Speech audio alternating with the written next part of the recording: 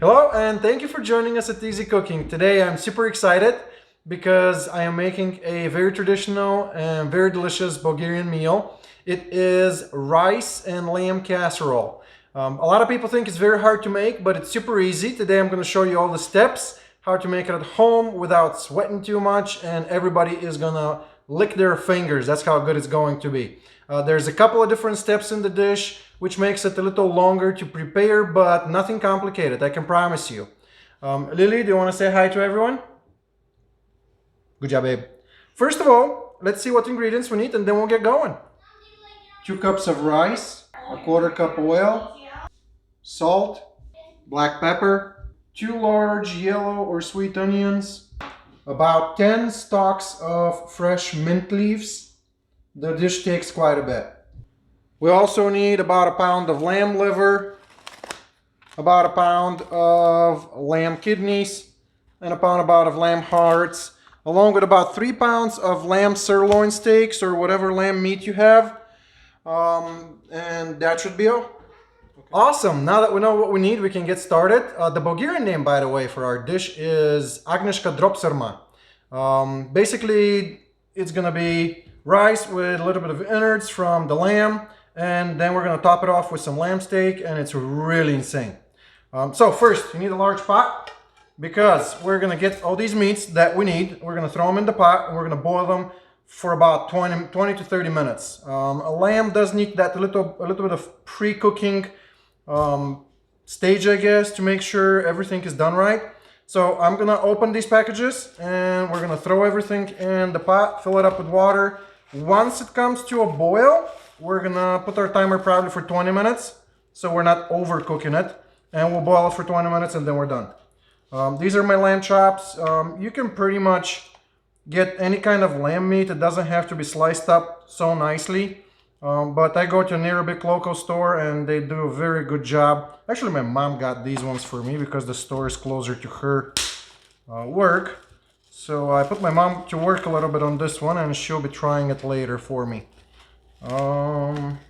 These ones are still a little frozen. So what we're gonna do is we're just gonna take this off. Try to split them up a little bit. Yep, you know what? We'll just throw them in there. Okay, we're gonna clean our bloody mess at the end. Now the good part about this is a lot of you may think, oh my gosh, lamb hearts, lamb livers, this is so disgusting and gross. Actually, we're gonna chop all these up, we're gonna throw them right in the rice, and you're not even gonna know they're there. That's how good this is. And I can promise you, this is good. A lot of my Bulgarian friends appreciate this dish. I've made it for a few of them, and they really enjoy it. And you can find the ingredients anywhere, really. The fresh mint may be a little challenge, but I'm pretty sure most of the stores have fresh mint. What's that, Lily? Did you ask me a question? I'm sorry. Daddy, why is the meat dark now? Why is the meat dark? Yeah, because it was not dark, now it's dark. This kind of meat? Yeah. Well, those are the kidneys. They're always dark. The heart is a little darker than regular meat, and this is the liver. The liver is a little brighter in color. But Daddy, can I eat some of the heart? Sure, babe. We can get some heart. Once it's cooked, we'll boil it and it's gonna be ready to eat. Okay, I'm gonna clean this bloody mess, then we'll put it on the stove. Alright, so we're gonna turn the light on. We're gonna carefully fill it up with water. I don't want to splash bloody water all over my stove.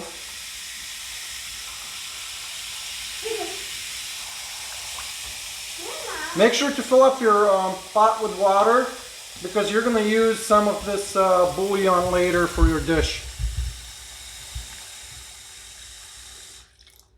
This should be enough. You can always add more water later as needed. Maybe I should have grabbed a bigger pot, but hopefully that will be big enough. So at this point, we're going to turn the heat on to medium high to get it going. We're going to put the lid on, slightly open so it doesn't overboil everywhere. We just wait, we let it start boiling, then we'll put the timer on 20 minutes. Meanwhile, we're going to cut up our onions and our mint leaves. So while we're waiting for our meats to boil, we're gonna prep everything else so we're ready when they're done. First of all, I'm using a large pan because it's deep and I need the space. This is my turkey roasting pan. just without the thing that they usually put on the bottom for the turkey. It's my biggest pan that I have, and it does a wonderful job. We're gonna cut up our onion, and we're gonna toss it right in the pan because potentially we're gonna warm up our onions for a few minutes before we add everything else to the pan and cook it for the last hour. So you can cut it as little or as big as you want. Daddy, cut it little. We're gonna cut it little because Lily doesn't wanna have big pieces. While I'm doing that, Lily, why don't you get these leaves from the mince and just take the leaves off and pile them over here in a pile for me? Could you do that for me? Yes, babe? You wanna be in the video too? How about you in my next video? Sound good? No. No?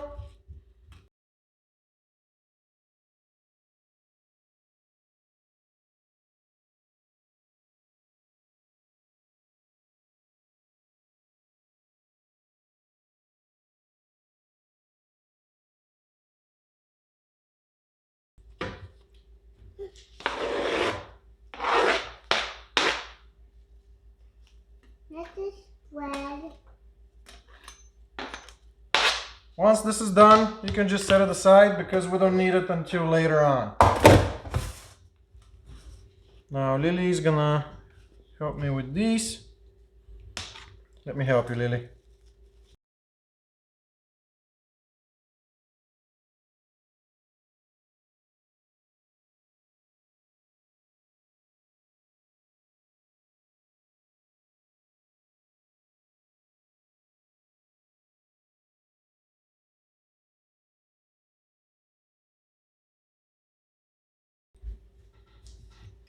And that's it. Now we just wait for the meats. Once the meats are done, we'll be back with you. It's been 20 minutes on the timer. I'm going to turn the heat off. At this point of time, I'm going to separate the livers, hearts, and kidneys in one plate and the lamb steaks in another plate. And then I'm going to see you again at the front counter. Here's our meats. We got the lamb steaks on one side. And we got the hearts, livers, and kidneys in the other plate. Now normally I want to let these cool off a little bit before I cut them up, but I'm going to try to do my best while they're hot. I'll probably use a fork because they're still burning.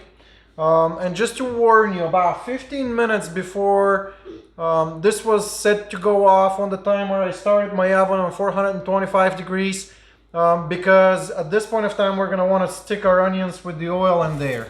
So next step before I get to these, I'm gonna get the onions. I'm gonna throw the oil in there. It's just olive oil.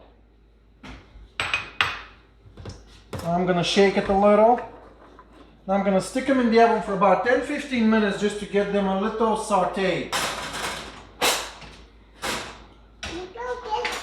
I'll probably set my timer on 10 minutes, but I may add another 5 minutes after that. I'll let you know. So these can stay there while I'm taking care of these. And so at this point we're going to handle these. You want to chop those as little as possible. You don't want big chunks because we're going to mix these right in with the rice. I did lose my little assistant. She was getting a little impatient. She thought it was dinner time and it's not quite yet. We haven't finished our dish yet, but she's just impatient and she's always hungry. So we're gonna get these as tiny as we can. We're gonna do that for a little bit while our onion is warming up.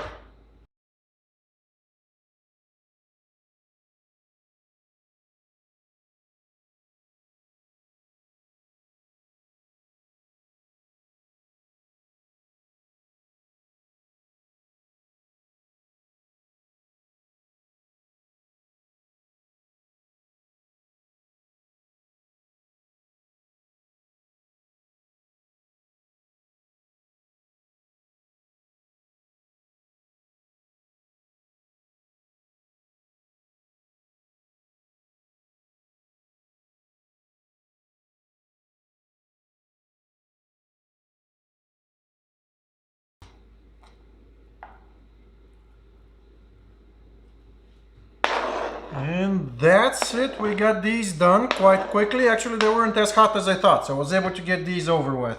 That's it. We don't need to cut anything else. At this point of time, we're going to get ourselves a nice casserole dish. Mine is glass, but it's a regular 9x13" 3/4 casserole dish. Last time I made a double serving, so I used a much bigger dish. It was my turkey dish that I used because it wouldn't fit in this. And I kind of forgot this time around, so I started with my turkey dish and I had to change it up a little bit and go back to my normal size so that things would fit a little better and the dish wouldn't get dry. So we're gonna put our oil in here. We're gonna put our onion. And we're gonna stick it in the oven for 15 minutes.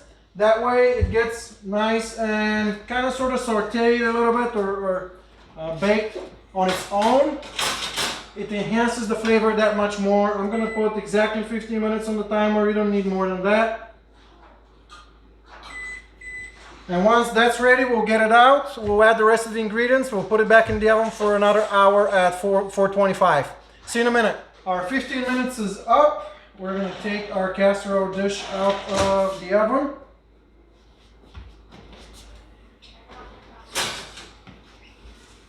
Oh, the onion smells so good. You can kind of see it. It's not browned up or anything, but we don't need it. However, it's sizzling and smelling super nice. At this point of time, we are going to add everything else. We are going to start with our chopped up hearts and livers and kidneys. Oh boy, I hope everything fits in here.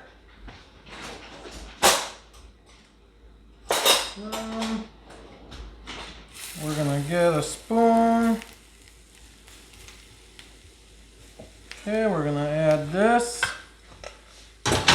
Then we're going to throw our, you know what, let's start with the salt. We're going to put our salt in. We're going to put our pepper in.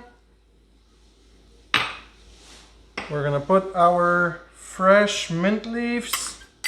It ended up being about a cup and a half of chopped mint leaves, depending on how much you squeeze it in there. We're going to put our rice in here. And at this point of time, we're going to get our bouillon from the meat. And we're going to scoop 4 cups worth of bouillon. It adds to the flavor of the dish. And it makes it that much better. You could use just water, but I would strongly advise against it. And some people like to strain their bouillon. I personally don't really care if it's strained or not. It's gonna get in here regardless, and it's just got pieces of the meat that we're putting in the bouillon anyway. In the dish. Okay. Now, I did say 4 cups of bouillon. You usually mix rice 1-to-3 ratio. 1 cup of rice, 3 cups of water, but not when you're cooking casserole dishes.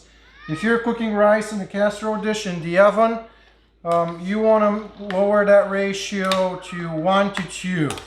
You do not want to do 1-to-3 ratio because, and I'm making a mess. That seems to be my new thing lately. I just make messes. But 1-to-2 ratio is going to make it perfect. Your rice will not get soggy. It will be that much better. It will be perfectly cooked. So we're going to stir this carefully. I want to make sure that it's nicely combined.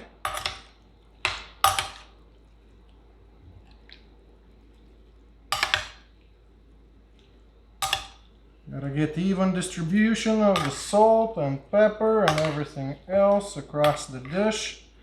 And then I continue spilling, of course, but I want my onion. The more onion you have, the better the dish tastes. So at this point, we're gonna start putting the rest of our meat, but you actually want to make sure your meat is nicely buried inside the dish. That will keep your meat nice, soft, and juicy. It will not burn on top. It will not dry. Trust me on this one, this is better. Back in the day when I was learning how to do this, I would put my meat on top and the meat would burn, it would get dry, and it just does not give you the same experience. Okay. And we're just carefully trying to fit it all in. There's no science to it, just kind of distribute your ingredients. Use your hands if you have to. Obviously, I've washed my hands, so I don't have to worry about any of that stuff. Okay. Couple more. I'll try to squeeze all of it in here. And be careful not to burn yourself. Actually, the casserole dish is quite hot since it just came out of the oven with the onions. Oh my word, this is looking great. And it smells great. And it's gonna smell even that much better when it's done. Put this in here. And this last one in here. Okay, and we're gonna bury it nicely. You can pat it like this to make sure everything is pushed in. And at this point of time, I'm gonna wash my hands and put it back in the oven for an hour. Now that I'm cleaned up, I'm gonna put our oven mitts again because our casserole is hot. And we're gonna put it back in, and then we wait. Again, temperature is 425. We're gonna give it an hour and then it's done. You don't need more than that. Our timer just went off. We're gonna get our dish out, see what we did and how we did. Oh my word, it looks amazing. What is it? This is what you end up with. Basically, some of the chopped up livers and kidneys and all kind of came up to the top, but it's perfectly cooked. I'm gonna let this cool off a little bit, then I'm gonna dish myself and we'll try it and see how it did. All right, it's cooled enough. It's still a little hot, but I can't wait to try it. It looks amazing. Caitlin, I don't know if you can zoom in here so people can see it. I'll rotate this a little bit so they can see the little lamb chops or lamb steaks, whatever cuts they have at the store. I can't wait to try it. It's a really good recipe. You can see basically the meat is literally falling apart. It's hard holding it with one hand, but I can pretty much break it apart with my fork. It's soft, it's juicy. Oh my goodness. This has soaked all the flavors of the mint leaves, the pepper, the salt, the onion. The meat has soaked all that flavor.